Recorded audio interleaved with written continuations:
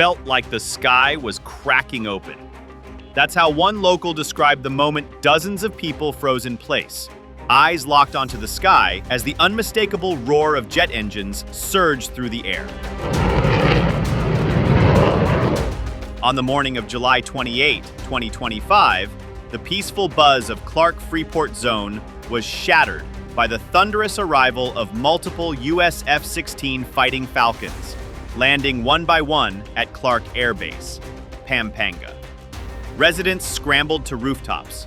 Cars stopped mid-traffic. Social media lit up like wildfire. It wasn't just noise, it was a statement.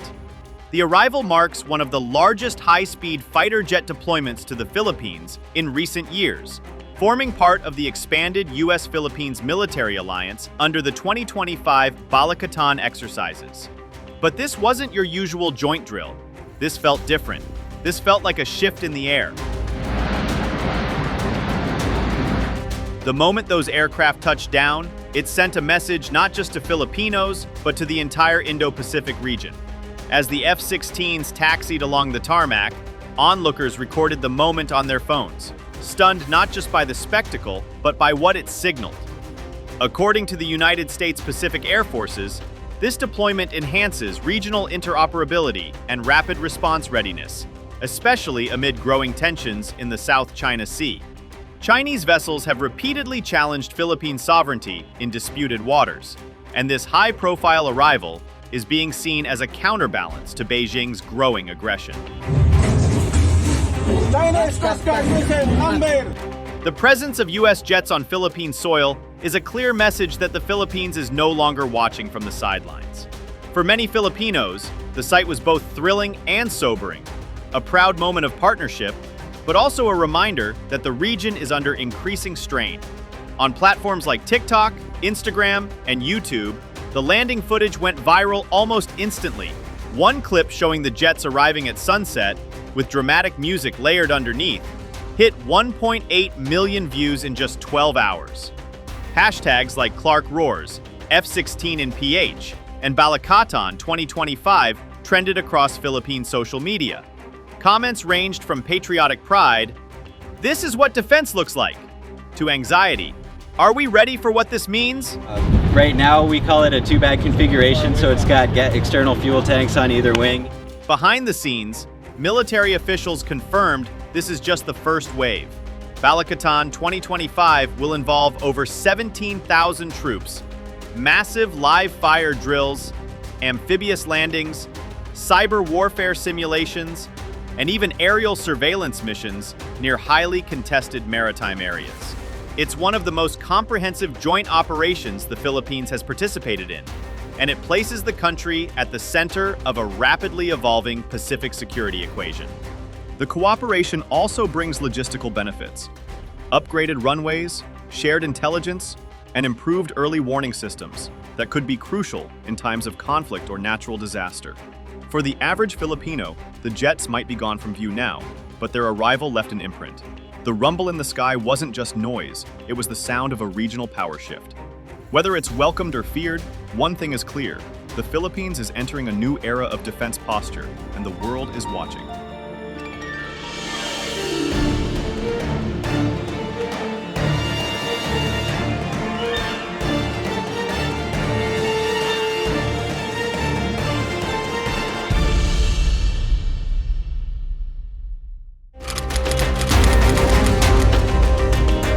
In the early hours of July 29, 2025, the stillness at Clark Air Base Pampanga was broken by the ground-shaking roar of engines that could be heard miles away.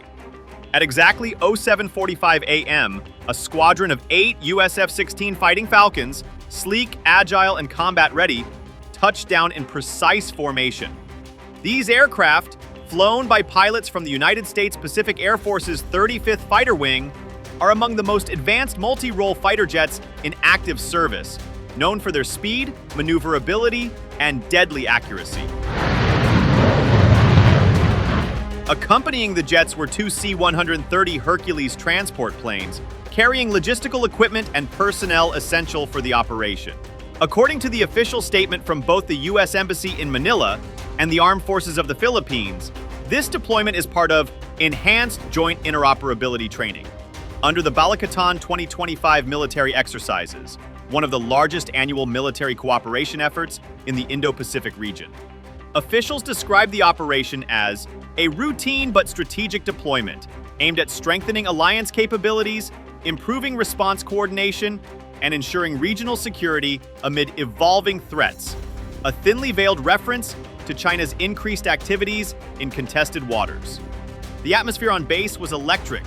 Military trucks rumbled through the perimeter roads.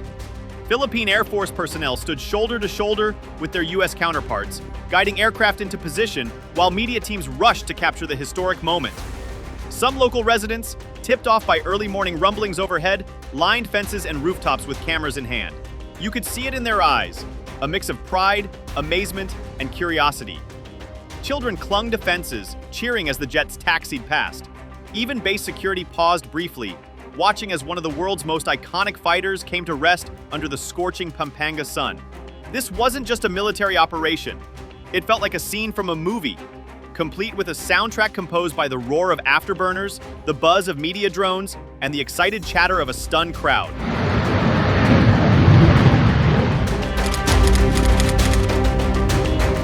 That duty has become more urgent with the rising tensions in the South China Sea. In the past 8 months, there have been at least 39 reported incidents involving Chinese Coast Guard ships and Philippine supply vessels, including 4 major collisions and 2 water cannon attacks that damaged civilian boats en route to BRP Sierra Madre near Ayungin Shoal. Analysts estimate over 150 million pesos in equipment damage since late 2024, signs that these gray zone tactics are escalating. In that context, the arrival of the F-16s is not just a show of force, it's a calculated move. The deployment sends a loud, unmistakable message. The United States is standing watch. With their speed, range, and combat readiness, F-16s serve as both a deterrent and a reassurance, ensuring that freedom of navigation, Philippine sovereignty, and alliance commitments are more than just words on paper. Zooming out, this operation fits neatly into Washington's long-term Indo-Pacific strategy, which envisions a free and open Indo-Pacific, where rules-based order prevails over coercion. It's been great. It's very, very important for us to get through the hurdles that are present with working together. We need to make sure that if we're called upon to stand together to keep the Indo-Pacific free and open, that we can step in immediately and work together. And so we've been working on that through both Cope Thunder and Balakatan. From increased military presence in the Philippines to joint patrols with Japan and Australia, the U.S. is weaving a dense web of regional partnerships to counterbalance China's growing assertiveness. For the Philippines, this moment is more than symbolic. It's strategic. And for everyday citizens watching the jets thunder overhead, it's clear. We are not just watching history unfold, we are now part of it. The roar of F-16s returning to Clark Air Base carries with it more than just the sound of engines. It echoes through decades of history. Once the largest overseas U.S. military installation in the world, Clark served as a vital hub for American air power in the Pacific throughout the Cold War, the Vietnam War, and beyond. But in 1991, following a combination of political pressure and the devastating eruption of Mount Pinatubo, U.S. forces withdrew. The base was handed over to the Philippines. And for years, Clark existed mostly as a civilian airport and economic zone, its military role dormant until now. Today, even if only temporarily, Clark's reactivation as a forward operating post for U.S. fighter jets marks a major strategic shift. It signals that the Philippines is not just reopening the door to military cooperation, it's reinforcing the structure. In a time of rising regional tensions, Clark is no longer a relic of the past. It's a frontline asset in a new era of deterrence. History offers lessons, but so does philosophy. The Philippines, by deepening military ties with the U.S., is learning, adapting, and positioning itself not as a passive actor, but as a strategic player in the great game of Pacific power. And yet, some fear that we may be slipping into a classic historical trap, the Thucydides trap, where a rising power, China, challenges an established one, the U.S., making conflict increasingly likely. Deployments like this one, while stabilizing in the short term, can also escalate tensions if not carefully managed. That's why communication, diplomacy, and firm boundaries are more essential than ever. The jets may fly as a warning, but their true power lies in what they prevent, not provoke. Looking around the region, we see that the Philippines is not alone in walking this strategic tightrope. The US has conducted similar deployments in Japan, where advanced F-35 squadrons now bolster Japan's own defense forces. In South Korea, joint drills have expanded to include missile defense and space-based early warning systems. Australia, too, has hosted rotational deployments of US bombers and is now co-producing advanced submarines under the AUKUS Pact. In each case, a visible US military presence has coincided with heightened stability and enhanced national defense. For the Philippines, the return of fighter jets to Clark is more than just military choreography, it's a declaration. A reminder that this small but strategic archipelago is once again stepping into the center of history, determined to defend its waters, protect its people, and navigate an increasingly stormy Pacific with strength and resolve. While the F-16s roared overhead, reverberating across Pampanga skies, a quieter rumble was building on the ground, the sound of a nation weighing its support, doubts, and fears. Officially, the Philippine government has welcomed the deployment with open arms, framing it as a crucial step toward national defense readiness in an increasingly volatile region. In a statement released shortly after the jets landed, the Department of National Defense, DND, emphasized that the move was part of a long-standing and mutually beneficial defense cooperation under the Visiting Forces Agreement. Meanwhile, the Department of Foreign Affairs, DFA, reiterated that the joint activities under the Balakatan framework enhance our ability to respond to emerging threats and uphold regional peace through collective strength. But beyond the formal press releases, public sentiment reveals a more divided picture. A recent Pulse Asia survey from June 2025 shows that 62% of Filipinos support increased U.S. military cooperation, particularly in light of China's aggressive tactics in the West Philippine Sea. Among respondents living in coastal provinces, support was even higher, at 71%, with many citing deterrence as the top reason. Still, support does not equal consensus. Voices of concern echo through activist circles, academic panels, and even local barangay meetings. Some critics argue that a heightened U.S. presence could pull the Philippines into unwanted conflict or compromise national sovereignty. Others point to environmental concerns, especially given Clark's proximity to protected areas and communities already sensitive to noise and displacement. Economically, however, the local impact around Clark has been significant and largely positive. Since the start of Balakatan 2025 preparations, businesses in the Clark Freeport Zone have reported a 16% increase in commercial activity, with hotels, transport services, and supply vendors benefiting directly from the surge in personnel and logistics. We're fully booked. Some guests are U.S. military, others are media, and even local tourists coming to see the jets, said a hotel manager in Angeles. The base is alive again, and so is our economy. But alongside the money comes heightened security, more checkpoints, and stricter airspace controls, which some residents feel restrict day-to-day life. For longtime locals who remember the days before 1991, there's a familiar déjà vu of a powerful ally arriving, welcomed by some, mistrusted by others. In the end, the arrival of the F-16s has done more than signal military strength. It has also exposed the complex layers of Filipino identity, memory, and aspiration as a sovereign nation, as a strategic ally, and as a people determined to find safety without surrendering control. Whether seen as protection or provocation, the jets have undeniably reignited an old debate: how much help is too much? And at what cost does protection come? No sooner had the F-16s touched Philippine soil than the tremors were felt across the region, not just by admirers, but by adversaries too. Predictably, Beijing was quick to respond. Within hours of the Clark deployment making international headlines, the Chinese Foreign Ministry issued a sharp statement condemning the move, calling it an example of Cold War mentality and accusing the United States of provoking division and confrontation in the Asia-Pacific. 菲律宾同他国开展防务安全合作，不应针对第三方，不应介入南海争议，更不应挑动对抗，加剧地区紧张。我们奉劝菲方停止伙同他国在涉海问题上渲染紧张，倒打一耙。Chinese state media labeled the exercise as a destabilizing show of force and warned that the Philippines was being used as a pawn in the U.S. strategy to contain China. Analysts say this kind of rhetoric isn't new, but the volume and timing of Beijing's reaction are telling. But while China bristles, other nations in Southeast Asia are watching with careful calculation. Within the ASEAN bloc, reactions are mixed. Countries like Vietnam and Indonesia have grown increasingly uneasy over China's maritime assertiveness and may quietly welcome stronger U.S.-Philippines defense coordination. Singapore, a key regional hub with close defense ties to the U.S., has expressed support for efforts to uphold freedom of navigation and regional rules-based order.